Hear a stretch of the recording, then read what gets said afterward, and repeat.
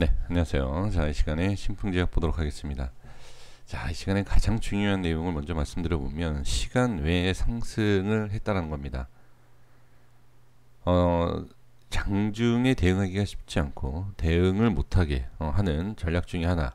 그리고 상당히 좀 장중에는 안 좋은 모습을 보이고, 그리고 이제 좋은 모습을 보인다 하더라도 판단하기가 쉽지 않게끔 만들어 놓고, 그리고 나서 이제 시간 외에 이런 변동성을 주는 것.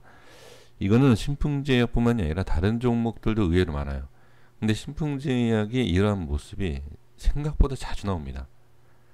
제가 이제 제약바이오 종목에 있어서 상당히 좀 뭐라 그럴까요? 좀 무섭고 두려운 게 변동성, 갭상승, 시간의 변동성 이런 것 때문에 제가 상당히 좀 매매를 잘 안 합니다. 제약바이오를. 근데 안전한 자리에서는 해요. 흐름 자체가 안전하고 위치상으로 봤을 때 높은 자리가 아닌 그런 위치에서는 매매를 잘 하고 간혹 합니다. 뭐 잘하는 건 아니지만 매매를 합니다. 지금 자, 이전에 있었던 모습을 잠깐 보시면 6% 이상 하락시켜 놓고 안착을 시켜 놓고 위로 올리고 다시 오늘도 살짝 밀리면서 되게 저항이 생기는 걸 볼 수 있어요. 지금 종가상의 흐름을 보시면, 자 보세요. 종가를 보시면 저항이에요. 종가를 보시면, 그쵸? 종가를 보면 저항인데 더 중요한 거는 상승을 하기 위해서는 어떻게 한다라고 제가 항상 말씀드리죠. 지지가 돼야 된다.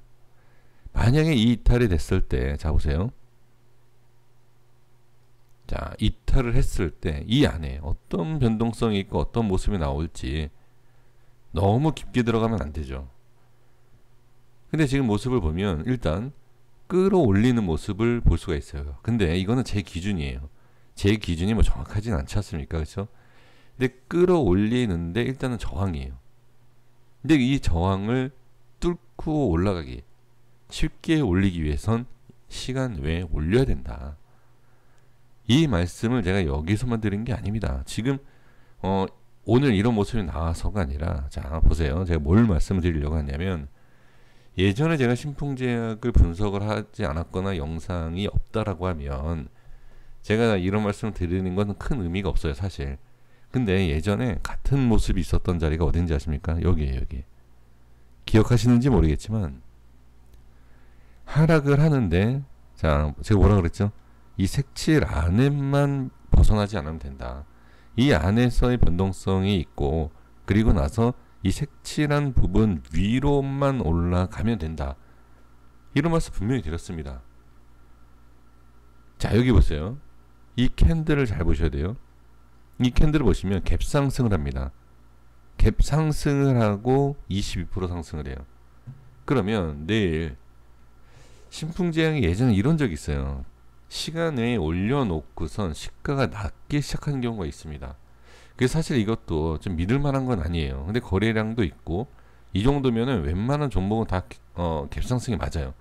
근데 아닌 경우가 있었어요, 신풍제약이. 그래서 무조건 올라간다라고 얘기할 수 없지만 일단 많은 그런 상황들, 많은 일들, 그러니까 종목들을 봤을 때 이 정도면 갭상승을 한다라는 전자에 제가 말씀드려보면 갭상승을 하는 거예요. 하락하는 모습 잘 보세요. 위치와 흐름, 그러니까 위치라든지 뭐 개파락에 대한 것은 다르지만, 자 이거를 박스 통째로 보신다라고 하면 모양이 비슷해요. 이런 모습이. 다만 이제 상승에 대한 것과 이제 물량 이전의 모습 때문에 똑같다라고 얘기할 수는 없지만 하락을 하는 모양을 만들어 놓는 것을 보면 거의 비슷해요.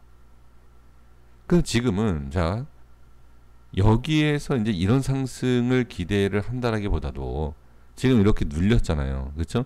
내일 모습이 중요하겠죠. 내일 모습을 봐야지만이 또 어떤 모습이 나올지를 알 수 있는 건데, 일단은 이거는 뭐 중장기에 대해서 나중에 보는 것이고, 내일 흐름을 본다라고 하면 갭상승을 해서 지지 라인을 저항이죠. 지지 라인이 이제 저항이 된 거 아닙니까? 이걸 뚫긴 뚫었어요. 자, 뚫었는데, 자 이전에 제가 계속 강조했었던 이 라인 때, 자 여기 볼게요. 7만원대예요. 7만원대 하고 그 전에 또 어디 있죠? 제 두 줄 설정해드린 이 라인대 67,000원, 68,000원 이 위치를 어떤 식으로 뚫을 거냐. 만약에 갭상승을 하고 제대로 뚫지 못한다라고 하면 이건 좀 그래요. 근데 안 좋은 모습이 정말 안 좋은 게 뭐냐면 갭상승을 하고 상승은 안 나온다 하더라도 다시 밀리지 말아야 된다. 갭상승을 하고 나서 다시 밀리게 된다라고 하면 이것도 다시 또 이렇게 시간이 걸리는 자리로 내려오겠죠. 그래서 내일은 이것만 보시면 돼요. 내일은 지금 외인가 기관이 뭐 많은 매도를 한 건 아니지만 그 전에 계속 지금 매도 물량이 상당히 많았어요. 지금 이런 상황에서 내일도 봐야 되는 것이 혹시라도 내일 안착을 못하고 이탈하면서 외인의 수급이 나온다라고 했을 때 이건 또 좀 주의가 필요하다. 전 그렇게 말씀을 드리고 싶습니다. 그래서 제가 이제 길게 말씀드릴 내용은 없고요. 가장 중요한 건 위치에 대한 것. 위치에 대한 것과 그 흐름이 중요해요. 근데 지금 보시면 이때 자 이걸 앞에를 좀 봐야 돼요. 이것만 좀 확인해 드릴게요. 자 보시면 이런 상승이 나올 수 있었던 이유가 앞에 비어 있어요 이게.